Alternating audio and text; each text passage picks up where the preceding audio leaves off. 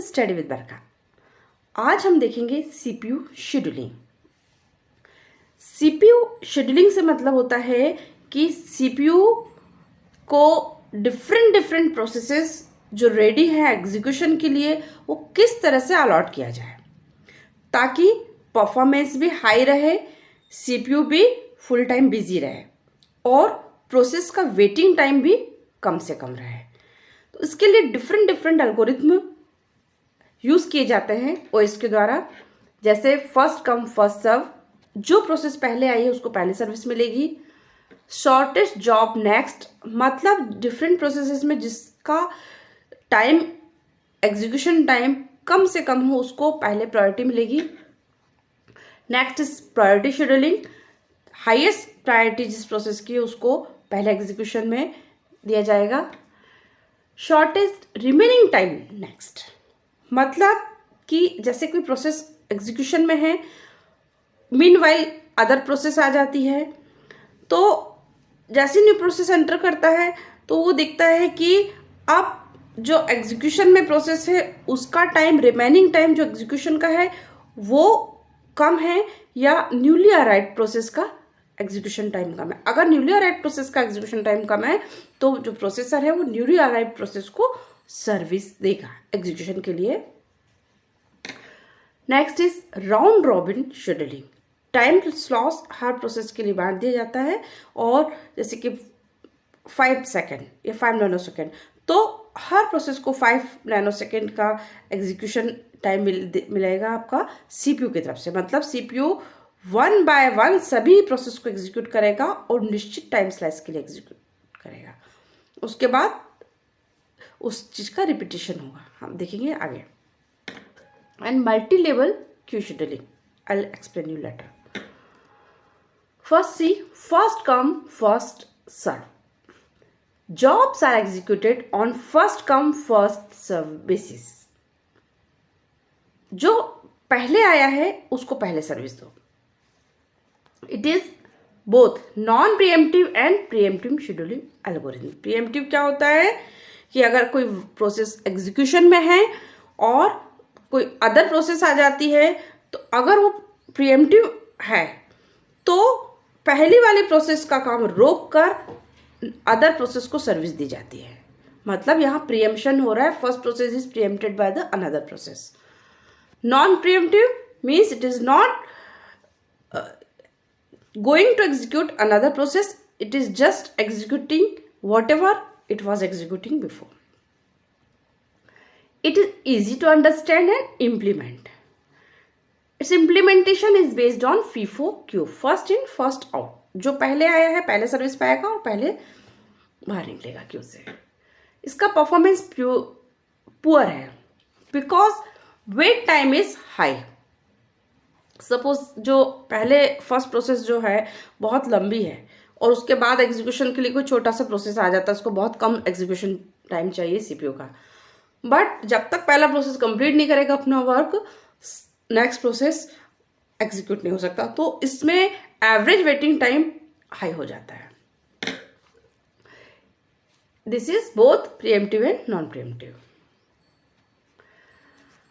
देखते हैं, ये हमारे पास एक चार्ट है, 4 प्रोसेस है, P0, P1, P2, P3। उनका अराइवल टाइम है, हमने यूनिट नहीं दिया है टाइम का। 0th टाइम पर P0 आया है, 1 पर आया है P1, 2 पर आया है P2 एंड 3 पर आया है P3। एग्जीक्यूशन टाइम जो उसको लगना है सीपीयू को, P0 को लगेगा 5, P1 को 3, P2 को 8 एंड P3 को 6 टाइम स्लॉट। अब फर्स्ट कम फर्स्ट सर्व, मतलब पहले जो आया है P0 0th टाइम पर आया है तो P0 को हम सर्विस देंगे और इसका टाइम जो उसको एग्जीक्यूशन के लिए लगना है 5। तो P0 से P5 तक फर्स्ट प्रोसेस जो आया है P0 वो एग्जीक्यूट होगा। उसके बाद 1 पर आया है P1, इसका एग्जीक्यूशन टाइम है P3 आया 1 पर है, लेकिन एग्जीक्यूशन कब होगा? जब पहला प्रोसेस अपना एग्जीक्यूशन फिनिश करेगा। मतलब P0 फिनिश कर रहा है 5 पर, तो 5 टाइमिंग पर, इट में भी सेकेंड, इट में भी मिली सेकेंड, इट में भी नैनो सेकेंड, जो भी यूनिट है, 5 पर स्टार्ट होगा एग्जीक्यूशन P1 का, क्योंकि P1 नेक्स्ट आया है। 3 unit of time it will take for execution, मतलब 5 से लेकर 8 तक P1 एग्जीक्यूट होगा। उसके बाद P2 आया है, उसको 8 टाइम स्लाइस चाहिए, तो 8 से लेकर 16 तक P2 एग्जीक्यूशन में रहेगा। एंड आफ्टर दैट P3 आया है, उसको 6 टाइम स्लाइस चाहिए, तो जब P2 कंप्लीट करेगा 16th यूनिट ऑफ टाइम पर, 16 पर जब P2 का एग्जीक्यूशन कंप्लीट होगा, तब हमारा P3 स्टार्ट होगा, क्योंकि P3 लास्ट में आया है, और उसको 16 से लेकर 22 तक 6 टाइम स्लाइस मिलेगा एग्जीक्यूशन के लिए CPU में। इस तरह से हम जब एवरेज टाइम निकालते हैं, कैलकुलेशन करना होगा, तो हम इस तरह से बताते हैं टाइम में कि 0 से 5 तक P1, 5 से 8 तक 0 से 5 तक P0, 5 से 8 तक P1, 8 to 16 P2, and 16 to 22 P3 would be executed। अब हमें निकालना है एवरेज टाइम। ये तो हमने देखा CPU में कब कौन सा प्रोसेस एग्जीक्यूशन में रहा है। अब वेटिंग टाइम निकालना है, तो ऑब्वियसली किस प्रोसेस ने कितना वेट किया। जैसे कि P0 0 पर आया है और 0 पर ही उसको CPU अवेलेबल हो गया, तो इसका वेटिंग टाइम रहा है 0। क्योंकि अच्छा, आपको एक बात और बता दें हम, सर्विस टाइम क्या होता है। सर्विस टाइम मतलब किस टाइम पर उस प्रोसेस को CPU की सर्विस मिली है एग्जीक्यूशन के लिए। तो P0 जैसे आया उसको वैसे ही सर्विस मिल गई है, तो उसका सर्विस टाइम है 0। P1 आया है 1 पर, सर्विस मिली है उसको 5 पर, तो उसका सर्विस टाइम हो गया 5। P2 आया है 2 पर, सर्विस कब मिली है 8 पर, तो 8 is the service time. And same in P3, service time is 16। अब जो प्रोसेस जब आया है उसका अराइवल टाइम है, और जब उसको सर्विस मिली है उसका, तो तब तक उसने क्या किया। जैसे कि P1 आया तो 1 पर है, सर्विस मिली है उसको, मतलब CPU अलॉट हुआ है 5 पर, 5 यूनिट ऑफ टाइम पर, 5th यूनिट ऑफ टाइम पर। सपोज सेकंड बोलेंगे तो ये फर्स्ट सेकंड में आया है, लेकिन सर्विस मिली है उसको 5th सेकंड में, तो 4 सेकंड तो उसने वेट किया ना। तो इस तरह से हम निकालेंगे वेट टाइम क्या होता है, servicing time minus arrival time. Service time first process के लिए 0 है और अराइवल भी 0 है, तो 0 minus 0 that is 0। P1 service मिली है 5 पर, दिस इज, एंड अराइवल है 1, तो 5 minus 1 that is 4। Same P2 8 पर सर्विस मिली है, आया है 2 पे, तो 8 minus 2 6। P3 16 minus 3 it is 13। तो ये हो गया हर प्रोसेस का वेटिंग टाइम। अब हम इन सारे वेटिंग टाइम को प्लस करेंगे चारों प्रोसेस का, और 4 से डिवाइड करेंगे, तो आ जाएगा हमारे पास average waiting time. This is 5.75। इस तरह से हमने देखा फर्स्ट कम फर्स्ट सर्व। अब हम देखेंगे शॉर्टेस्ट जॉब नेक्स्ट। इसको हम शॉर्टेस्ट जॉब फर्स्ट भी बोल सकते हैं या बोलते हैं। यह भी दोनों प्रकार का है, प्रीएम्प्टिव एंड नॉन प्रीएम्प्टिव। इसमें ये देखा जाता है कि अगर कोई नया जॉब आया है, वो उसका टाइम स्लॉट छोटा है, या हमारे पास जितने भी अवेलेबल प्रोसेसेस हैं, जॉब हैं, उसमें से जिसका टाइम स्लाइस कम है एग्जीक्यूशन का, जिसको एग्जीक्यूशन के लिए कम समय लगना है CPU को, उसको हम पहले सर्विस दे दें। उससे क्या होगा कि उसका वेटिंग टाइम नहीं रहेगा। जब सपोज एक प्रोसेस है, उसको 50 सेकंड लग रहे हैं, दूसरे को लग रहा है 5 सेकंड। अब अगर पहले 50 वाले को सर्विस दे रहे हैं, तो वो 5 सेकंड वाला तो 45 सेकंड तक वेट करेगा ना। So it would be better कि सेकंड वाले को हम पहले सर्विस दे दें, जिसको 5 सेकंड लगना है, और फर्स्ट वाले को उसके बाद दे दे, तो टोटल जो वेटिंग टाइम हो जाएगा वो 5 सेकंड होगा फर्स्ट वाले के लिए। So it is the best approach to minimise waiting time. It is easy to implement in batch system where the required CPU time is known in advance. बेच operating system में क्या होता है, आपके पास जो भी टास्क होते हैं वो पहले से आपको मालूम होता है कि ये टास्क है और उसको कितना कितना टाइम लगना है. तो इसके लिए जरूरी है कि आपको इसके लिए या किसी भी उसके लिए जब आप सीपीयू को एलोकेट करते हैं तो आपको शॉर्टेस्ट जॉब नेक्स्ट अगर आपको एल्गोरिथम यूज करना है तो आपको टाइम तो पता होना चाहिए ना कि इसका एक्सपेक्टेड टाइम क्या है, इसको सीपीयू में एग्जीक्यूशन के लिए कितना टाइम लगेगा. तो ये बैच सिस्टम जो होता है उसमें आपको टाइम स्लॉट्स पहले से पता होता है कि जे इतने हमारे पास जॉब है या टास्क है को इतना इतना टाइम लगना है. तो उसके लिए ये बहुत बेटर है scheme.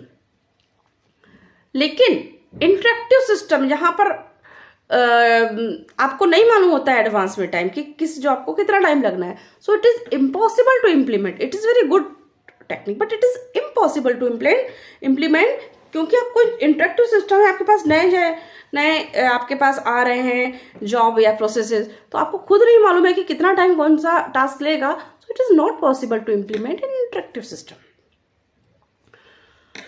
The processor should know in advance how much time process will take. अब देखते हैं कैसे करते हैं. सेम एग्जांपल लिया हमने. 4 प्रोसेस है P0 से P3. अराइवल टाइम 0 1 2 3 है. एग्जीक्यूशन टाइम भी सेम है 5 3 8 6. This is same. यहाँ आपको 5.75 आपका जो लग रहा था वेटिंग टाइम, यहाँ पर आपका वेटिंग टाइम 5.25 लगा है. देखते हैं कैसे. अब आपके पास 4 प्रोसेस है, इनका अराइवल टाइम है, एग्जीक्यूशन टाइम है, ये तो सेम है क्योंकि आपको पहले से दिया गया है. अब सर्विस टाइम डिपेंड करता है आप कब उसको सर्विस दे रहे हो. It will depend upon the algorithm और the scheme we are using here. Shortest job text algorithm मतलब अभी जैसे जब हम स्टार्ट करेंगे तो अराइवल 0 मतलब हमारे पास सिर्फ एक ही प्रोसेस है P0, तो सीपीयू उसको सर्विस देगा. उसका एग्जीक्यूशन टाइम क्या है 5, तो 0 से लेके 5 तक उसने उसको सर्विस दे दी. अब 5 टाइमिंग पर आपके पास अदर 3 प्रोसेसेस भी आ चुकी हैं, P1 P2 P3. क्योंकि ये 1 पर आ रहा है, 2 पर आ रहा है, 3 पर आया है. हमारा सीपीयू 5 तक P0 को सर्विस दे चुका है. अब हमारे पास अवेलेबल 3 प्रोसेस हैं P1 P2 और P3. इसमें से एग्जीक्यूशन टाइम किसका स्मॉलेस्ट है? P1 का.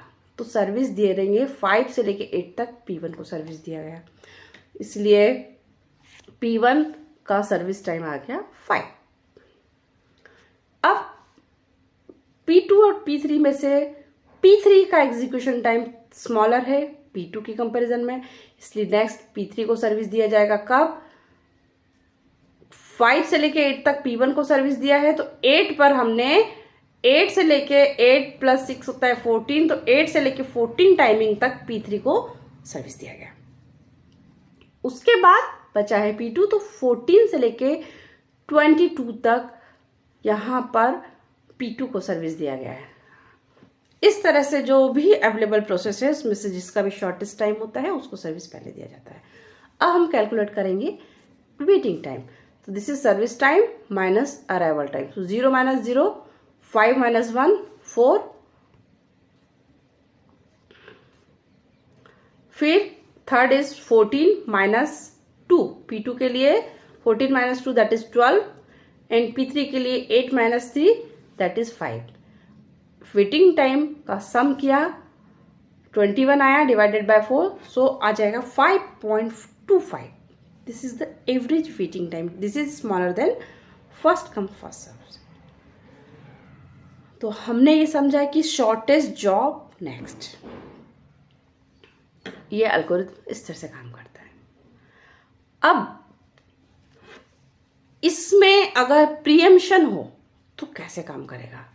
प्रीएम्पशन मतलब कि जो नया प्रोसेस आ रहा है वो उसका शॉर्टेस्ट टाइम मतलब कि पहला एग्जीक्यूशन में है और उसी बीच में अगर दूसरा आ गया, when CPU is executing and another process comes, so it checks that which process is taking shortest time for execution, so it preempt the current process running in the CPU and give execution to the another process. So policy scheduler always choose the process that has the shortest expected remaining time. Scheduler must have an estimated process time to perform the selection function. Selection function कैसे देखता है? Minimum total service time required by the process minus time spent in the execution. Suppose कोई process को 10 time slice चाहिए, वो 3 time slice complete कर चुकी है, तो अब ये चेक करेगा कि इसका बचा है 7, इसको 7 टाइम और चाहिए, रिमेनिंग कुछ नया प्रोसेस आया उसको 5 चाहिए, तो वो 5 को कंपेयर करेगा 7 से. अभी हम देखते हैं, इसको हम प्रीएम्प्टिव बोलेंगे क्योंकि ये प्रीएम्प्शन इसका नेचर है. थ्रूपुट इसका हाई है. रिस्पॉन्स टाइम अच्छा देता है क्योंकि हमेशा ये कैलकुलेट करता है कि अब किसको कम से कम टाइम चाहिए तो उसको पहले सीपीयू सर्विस दे देता है. बट इसमें ओवरहेड बहुत लगता है क्योंकि बार बार कैलकुलेट करना पड़ता है कि अब कौन सी प्रोसेस का टाइम किसको सर्विस देने से किसका सर्विसिंग टाइम कम बचा है, किसका एग्जीक्यूशन टाइम कम बचा है, तो सीपीयू को बार बार स्विच करना पड़ता है. तो इसमें ओवरहेड बार बार ज़्यादा है इसका. इफेक्ट ऑन प्रोसेसेस, लॉन्ग जो प्रोसेस है उसके लिए पेनल्टी है क्योंकि हमेशा शॉर्टेस्ट को वो प्रेफर करेगा, तो लॉन्ग प्रोसेस तो बेचारा स्टार्व हो जाएगा, इसलिए स्टार्वेशन पॉसिबल है. स्टार्वेशन मतलब जो लॉन्ग प्रोसेस है वो उसको अभी साहब बोल दिया जाता है कि भाई अभी आप क्यू में लगो, अभी छोटे प्रोसेस को हमें सर्विस देना है. फिर कोई और नया आ गया तो उसको सर्विस दे दिया सीपीयू ने, लॉन्ग प्रोसेस को फिर वेटिंग में डाल दिया, तो इट इज कॉल्ड स्टार्वेशन. की बहुत लंबे समय तक अगर वेटिंग लगता है तो उसको हम बोलते हैं starvation. So starvation is possible for long processes. अब ये हम एक एग्जांपल लेंगे. P1, P2, P3, P4 4 process है. इसका अराइवल टाइम है P1 का 0, P2 का 2, P3 का 4 एंड P4 का 5. बस टाइम मतलब एग्जीक्यूशन टाइम 7, 4, 1 एंड 4. अब इसको हम जो इम्प्लीमेंट कर रहे हैं, 0 पर आया है P1 तो और 2 पर आया P2, तो सीपीयू 0 पर अलोकेट करेगा प्रोसेस P1 को. 0 से लेकर 2 तक, जब तक कोई और प्रोसेस नहीं आया है वो P1 को एग्जीक्यूट कर रहा है. जैसे ही 2 पर एक नया प्रोसेस आ रहा है P2 आ गया, तो अब इसने क्या चेक किया कि P1 को लगना था 7 में से 2 टाइम स्लाइस उसने एग्जीक्यूट कर चुका है, तो P1 को अगर एग्जीक्यूट करता है तो उसको 5 टाइम स्लाइस और देना पड़ेगा. लेकिन अगर वो P2 को एग्जीक्यूट करता है तो सिर्फ 4 टाइम स्लाइस जरूरत है. तो किसका कम है? P2 का. तो वो सर्विस दे देता है P2 को स्टार्ट कर दिया एग्जीक्यूट करना. अब 2 से लेके 4 तक एग्जीक्यूट तो कर रहा है, लेकिन 4 पर एक और अचानक P3 आ जाता है. अब वो चेक करेगा P3, P2 एंड P1 में से. P1 को एग्जीक्यूट करेगा तो 5 टाइम स्लाइस चाहिए, P2 को एग्जीक्यूट करेगा तो 4 में से 2 एग्जीक्यूट कर दिया तो 2 टाइम स्लाइस उसको देना पड़ेगा. लेकिन P3 को अगर एग्जीक्यूट करता तो सिर्फ एक ही टाइम स्लाइस की जरूरत है. उसने उठा लिया P3 और 1 यूनिट ऑफ टाइम के लिए P3 को उसने एग्जीक्यूट कर दिया P4 से P5 तक, 4 से लेके 5 तक. अब जैसे वो 5 पर आता है उसको एक और नया प्रोसेस मिलता है P4. Now it compares. P4 को अगर एग्जीक्यूट करता है तो उसको 4 टाइम स्लाइस स्पेंड करना होगा. P3 का पूरा एग्जीक्यूशन हो चुका है. P2 को अगर एग्जीक्यूट करता है तो 2 टाइम स्लाइस स्पेंड कर चुका है, इसको सिर्फ 2 टाइम स्लाइस देना होगा. और P1 के लिए 7 - 2 मतलब 5 टाइम स्लाइस उसको अभी लगेगा. तो शॉर्टेस्ट है कि बेटर है कि P2 को टाइम दे दिया जाए सीपीयू का. तो एग्जीक्यूशन P2 को करना स्टार्ट करता है 5 से लेकर 7 तक, क्योंकि उसको 2 ही टाइम स्लाइस की जरूरत थी तो उसने P2 को एग्जीक्यूट किया. अब उसके पास बचा है P1 एंड P4. P1 को लगना है 5, P4 को लगना है 2, तो P4 को लगना है 4. तो उसने P4 को 7 to 11 P4 एग्जीक्यूट किया है उसके बाद 11 से लेके 16 तक P1 को एग्जीक्यूट करा। उस तरह से चारों प्रोसेस को एग्जीक्यूट किया है। अब एवरेज वेटिंग टाइम निकालेंगे हम, तो कैसे निकालेंगे? P1 के लिए P1 फिनिश हुआ है 16 पर और आया था 0 पर, लेकिन 0 से लेके 16 मतलब 16 उसको टोटल लगा है टाइम स्लाइस कंप्लीट करने में। 16 में से 7 तो उसको लगना ही था, उसका बस टाइम है, एग्जीक्यूशन में था CPU में। लेकिन वेट कितना किया? 7 minus 16 that is 9 time slice तक P1 ने इसको जो है वो वेट किया।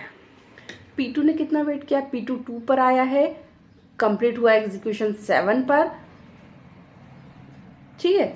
7 माइनस 2 मतलब टोटल 5 टाइम स्लाइस तक 5 यूनिट ऑफ टाइम तक वो रहा है, लेकिन 5 में से 4 तो उसका एग्जीक्यूशन टाइम रहा है, मतलब सिर्फ एक 1 टाइम स्लाइस के लिए उसने वेट किया। आप यहां से भी देख सकते हैं, P2 यहाँ 2 पर आया, 2 से 4 तक एग्जीक्यूट किया, 4 से 5 1 यूनिट टाइम तक 1 यूनिट ऑफ टाइम तक इसने वेट किया, उसके बाद फिर एग्जीक्यूशन उसको मिल गया, CPU मिल गया, तो इसका वेटिंग टाइम है 1।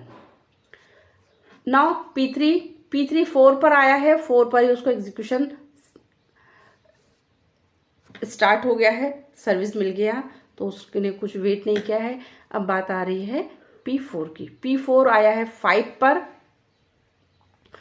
5 पर आया है और 7 पर उसको सर्विस मिली है और कंटिन्यू उसको पूरा एग्जीक्यूशन मिल गया CPU में, तो उसने 2 यूनिट ऑफ टाइम इसने वेट किया। तो इस प्रकार से सम किया वेटिंग टाइम का, डिवाइड किया 4 से, तो एवरेज वेटिंग टाइम आया 3, जो कि सबसे कम है। So this is the best algorithm. अब हम देखेंगे प्रायोरिटी बेस्ड शेड्यूलिंग। ये एक नॉन प्रीएम्प्टिव एल्गोरिथम है और बेच ऑपरेटिंग सिस्टम में बहुत कॉमन है।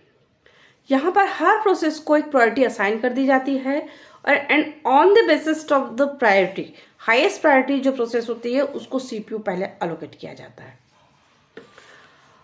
और जो प्रोसेस जिनकी प्रायोरिटी सेम है, so the process having the same priority are executed on first come first serve basis. मतलब कि 2 प्रोसेस है जिनकी प्रायोरिटी सेम है, तो जो पहले आया है उसको पहले ही CPU अलोकेट करेंगे। प्रायोरिटी कैसे डिसाइड करते हैं? On the basis of memory requirement, time requirement and other resources requirement के बेसिस पर प्रायोरिटी असाइन की जाती है। अब हम इसको देखते हैं। सेम एग्जांपल लिया है मैंने। 4 प्रोसेस हैं P0 से लेके P3 तक, उनका अराइवल टाइम 0 1 2 3 टाइम स्लाइस है, और उसके बाद मतलब ये 0 सेकेंड पर फर्स्ट, सेकेंड एंड थर्ड जो भी हम टाइम यूनिट लेते हैं, नैनो सेकेंड, मिली सेकेंड या सेकेंड, उस यूनिट पर अराइव हो रही है ये प्रोसेस, ये उनका एग्जीक्यूशन टाइम है, यहाँ पर दी गई है उसकी प्रायोरिटी। अब प्रोसेस P0 जब 0 सेकेंड पर आई है, मतलब फर्स्ट पहले आई है, उस समय कोई अदर प्रोसेस नहीं है, इसलिए CPU उसको सर्विस देता है 0th टाइम पर। तो उसका जो वेटिंग टाइम है, मतलब service time minus arrival time, so waiting time हो जाता है 0। अब 0 से लेके 5 तक P0 को सर्विस दिया है हमारे CPU ने, तो 5 पर जब आया है, 5th यूनिट ऑफ टाइम पर जब आया है, तो उसके पास 3 प्रोसेसेस हैं, P1 P2 एंड P3। अब तीनों की प्रायोरिटी में से 2 1 3 मतलब हाईएस्ट प्रायोरिटी यहाँ पर हमने माना है कि जिसका नंबर हाई है प्रायोरिटी में उसकी प्रायोरिटी हाईएस्ट है, तो जो प्रोसेस P3 है उसकी प्रायोरिटी सबसे ज्यादा है। तो 0 से 5 तक CPU ने एग्जीक्यूट किया है P0, 5th सेकेंड पर it would execute P3, execution time है 6, तो मतलब 5 से लेके 11 तक यूनिट ऑफ टाइम तक ये एग्जीक्यूट करेगा P3 को, क्योंकि इसकी प्रायोरिटी हाईएस्ट है। तो 5 to 11 P3 को एग्जीक्यूट करेगा, तो 11 पर एग्जीक्यूशन खत्म करेगा, तो 11 पर ये सर्विस देगा नेक्स्ट हाईएस्ट प्रायोरिटी प्रोसेस को, जो कि है P1। तो 11th होगा सर्विस टाइम P1 का। P1 का एग्जीक्यूशन टाइम है 3 टाइम स्लाइस, तो 11 से लेके 14 तक P1 को सर्विस देगा क्योंकि इसकी प्रायोरिटी हाईएस्ट है। उसके बाद 11 to 14 P1 एग्जीक्यूट होगी और एंड 14 को सर्विस देगा ये P2 को। इसकी प्रायोरिटी लोएस्ट है। तो 11 से लेके 8 टाइम्स 14 से लेके 8 इसका एग्जीक्यूशन टाइम है, तो 14 प्लस 8 होता है आपका 22। तो 14 से लेके 22 तक ये सर्विस देगा P2 को। इस तरह से ये प्रायोरिटी बेसिस एल्गोरिथम काम करता है। अब हम देखते हैं इसका वेटिंग टाइम। तो P0 का वेटिंग टाइम हो गया 0, P1 का टाइम है सर्विस टाइम 11 आया है ये 1 पे, तो 11 माइनस 1 दैट इज 10। P2 को सर्विस मिली है 14 पर, आया है 2 पे, तो 14 minus 2 12 and P3 5 minus 3 that is 2। तो इस तरह से हमने निकाला इनका वेटिंग टाइम, उसको ऐड करके एवरेज निकाला तो 6 आ गया। प्रायोरिटी बेस्ड एल्गोरिथम प्रायोरिटी के बेसिस पर काम करता है। मैंने जो रियल टाइम ऑपरेटिंग सिस्टम बनाया है उसमें मैंने भी प्रायोरिटी बेस्ड शेड्यूलिंग यूज की है और उसके बेसिस पर कॉन्टेक्स्ट स्विचिंग भी कराया है। Now round robin scheduling. Round robin scheduling में प्रीएम्प्टिव है ये एल्गोरिथम ऑब्वियसली, क्योंकि इसमें हर प्रोसेस को एक निश्चित टाइम स्लाइस सीपीयू देता है। जैसे कि मान लो 10 प्रोसेस है और 2-2 सेकंड के लिए ये इसका टाइम स्लाइस है, तो फर्स्ट प्रोसेस को 2 सेकंड देगा, फिर सेकंड प्रोसेस को 2 सेकंड तक एग्जीक्यूट करेगा, थर्ड को करेगा 2 सेकंड तक। इस प्रकार से सारे 10 प्रोसेस को 2-2 सेकंड टाइम तक सर्विस देगा। उसके बाद वापस फर्स्ट प्रोसेस को 2 सेकंड देगा, फिर सेकंड को देगा। इस तरह से टाइम स्लॉट निश्चित होता है, उसके हिसाब से ये हर प्रोसेस को सर्विस देता है। So it is called pre-emptive, क्योंकि टाइम क्वांटम खत्म हो जाता है तो नेक्स्ट प्रोसेस को सर्विस देता है। थ्रूपुट इसका कैसा है? It may be low if time quantum is small. बहुत ज्यादा अगर टाइम क्वांटम स्मॉल करेंगे तो एक प्रोसेस से दूसरे प्रोसेस तक जो कॉन्टेक्स्ट स्विचिंग करने में जो टाइम वेस्ट होता है उसका ओवरहेड बढ़ जाएगा। इसलिए टाइम काउंटर बहुत स्मॉल भी नहीं कर सकते हैं, बहुत लार्ज भी नहीं कर सकते। Response time, it provides good response time for short processes. Overhead minimum होगा क्योंकि एक फिक्स टाइम तक के बाद आपको कॉन्टेक्स्ट स्विचिंग करनी है। प्रोसेस पर क्या इफेक्ट पड़ता है? इट इज फेयर, क्योंकि सारी प्रोसेस को सर्विस मिलती है एक के बाद एक, तो देयर इज नो स्टार्वेशन। कोई प्रोसेस वेट नहीं करती लंबे समय तक। इसका एग्जांपल देखिए, 4 प्रोसेस है P0 से P4 तक, अराइवल टाइम है और ये बस टाइम है। 2 टाइम स्लाइस हमने सबको दिया है। तो P1 0 से लेकर 2 तक एग्जीक्यूट करेगा, फिर P2 को एग्जीक्यूट करेगा 2 से 4, P3 को करेगा। P3 में एक ही 1 यूनिट ऑफ टाइम इसको रिक्वायर्ड है, तो P4 से P5 तक ये 4 से लेकर 5 तक P3 को एग्जीक्यूट करेगा। फिर P4 को करेगा 5 to 7, चारों को सर्विस देने के बाद अगेन P1 को एग्जीक्यूट करेगा 7 to 9, फिर P2 9 to 11, P3 हो चुका है इसलिए P4 11 to 13, again 13 to 15 P1, कोई और प्रोसेस नहीं आया तो फिर से P1। इस तरह से इसका एवरेज वेटिंग टाइम निकल रहा है 4.5। अब हम देखते हैं multiple level queue scheduling. Multiple level Q R not an independent scheduling algorithm. यहां पर ये एक ही एल्गोरिथम नहीं लगता, यहां पर कई एल्गोरिथम लगते हैं। They make use of other existing algorithms to group and schedule job with common characteristics. देखते हैं, multiple queue are maintained for processes with common characteristics. एक बहुत सारे क्यू रहेंगे, कॉमन कैरेक्टरिस्टिक्स का एक क्यू रहेगा। आगे हम एक्सप्लेन करते हैं। Each queue can have its own scheduling algorithm. Multiple Q हैं तो सबके अपना अलग अलग शेड्यूलिंग एल्गोरिथम है। हाँ, आपके पास 4 क्यू हैं तो चारों को आप प्रायोरिटी दे सकते हो कि किसको आप पहले आप एग्जीक्यूट करेंगे, किसकी प्रायोरिटी ज़्यादा है। एग्जाम्पल देखते हैं। CPU bound job can be schedule in 1 Q. जैसे एक क्यू है जो कि CPU के लिए रहे कि इसमें जो प्रोसेस है सिर्फ CPU का वेट करे हो। दूसरा है IO bound job in another Q. दूसरा प्रोसेस का वो क्यू होगा जो कि इनपुट आउटपुट डिवाइस के लिए वेट कर रहा होगा. सो it is waiting for IO bond. The process scheduler then alternatively select job from each queue and assign them to the CPU based on the algorithm assigned to the queue.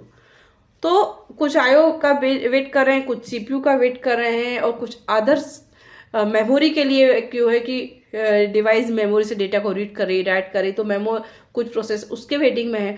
तो different process का अलग अलग Q है. हर Q का एक अपना algorithm है process का, कि वो जिस चीज़ का वेट कर रही हैं वो उस वर्क के लिए भी उनका एक अपना अल्गोरिथम है उस क्यू में.